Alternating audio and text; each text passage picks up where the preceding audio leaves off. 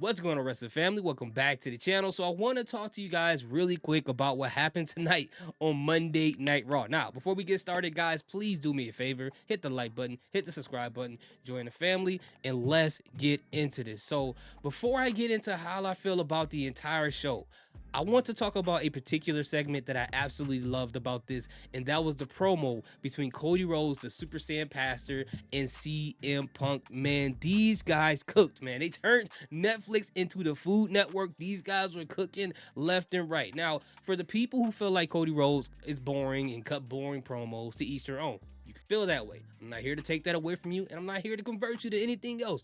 But what I will say is, despite of how people feel about his character, how they feel about his title run, how they feel about him cutting promos, you cannot deny, and some of you guys will, so that's perfectly fine. You cannot deny the fact that when it's important moments, when he cuts a promo, it is good. It is golden every single time. It matters, right? Before big matches, before big PLEs, Cody Rhodes kills it, and he did it tonight. It was no exception to his promo tonight, and the cherry on top of the promo was the fact that CM Punk was on the other side on the microphone cutting a promo with him, right? Because CM Punk is going to deliver every single time. We all know that. So this part right here, the tension that was in the promo was crazy. You can cut it with a knife. I mean, both guys cooked. They went crazy. I mean, one of my favorite things that they said here once when CM Punk, he basically said, hey, I'm going to be the one to win the Royal Rumble and take that title away from you. And he basically said, your fake friends will stab you in the back, but I'm going to stab you in the front. And I love the point where Cody Rhodes said, I hope you are the one to win it because I want to see you at WrestleMania 101. But CM Punk said, hey, everybody has said they hope this me, but there's a whole graveyard of careers. I'm like, my God, this guy is cooking. And Cody Rhodes, on his point, when he said that, I remember we met each other at OVW, right? CM Punk, we followed you. You got the ticket out of here. You became a part of WWE, but the dynamic has changed. I'm no longer chasing you. You're chasing me. So I hope you win so you can catch up. And you can feel the tension from Cody Rhodes, and you can feel in these moments that these seeds are being planted, the way he's getting closer and closer to being a heel. He's not this pristine, perfect, politically correct individual. That's why I call him the Super Saiyan Pastor, right? He's not this perfect person anymore.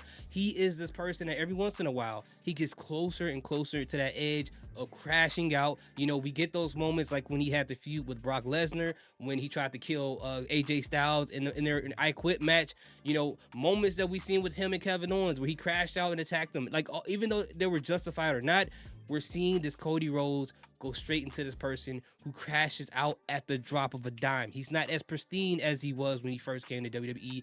And it's interesting that they use these characters to peel that layer back on him. So this storyline between the two of them is great. Although I believe that CM Punk is not going to win the Royal Rumble, I think that Seth Rollins is going to have something to say about that, which is why I think they had two completely separate segments in different parts of the show. Seth Rollins had his with Logan Paul and Gunther at the beginning of the show. CM Punk had his against Cody Rhodes at the end of the show. But overall, great promo. Great promo. And by the way, prayers out to JD McDonough. Hopefully, you know, he's doing okay. I know I saw him wrestling more after he banged his head on the table in the tag team championship match against the Viking Raiders. But hopefully, overall, hopefully he's doing great. But this entire show itself, to be honest with you guys, outside of this promo, which for me, I felt like made the show a lot better than what it was, it just felt underwhelming, right? It felt like an underwhelming version of the first episode of Raw when it came to Netflix, because we had all these celebrities there, streamers like Kai Cenat, we had people like Quavo from the Migos, Killer Mike, who else was there? 2 Chainz was there, Lil Yachty, Lil Baby, like so many other, you know, Latin celebrities, which, you know, I don't include Kai Cenat in that, he's from New York, but for the most part, it was just a ton of celebrities in the crowd. But it was just a lot of weird stuff that was happening here. Like, what are they doing with the New Day if they're going to turn heel and just keep losing? I don't quite understand that. It was kind of cool to get the family involved, but I feel like we've already gotten that with Kofi and his mom. So to kind of, you know, have Xavier Woods' family there and, you know, them see him like that, it just wasn't anything interesting or anything new. And outside of that, the show just didn't feel like anything, right? The introduction of the new WWE 2K game, the cover of it with Roman Reigns on the front, it's cool. But if you don't play 2K, you're not gonna really care about that segment like that. You know, the fact that Drew McIntyre threatened basically Paul Heyman, or told Paul Heyman to tell his boy Roman Reigns that, hey, I'm gonna beat him to the inch of his life and throw his carcass over the ring. Drew McIntyre, every single time he picks up the mic, is going to be gold. And Paul Heyman, he's always going to be hilarious and gold. I thought that was a great segment, but the announcement of WWE 2K, I guess, didn't matter to me. I don't play 2K like that. But given the fact that there's streamers there and there's kids there, then I guess this will be interesting to, you know, have them advertise to those individuals.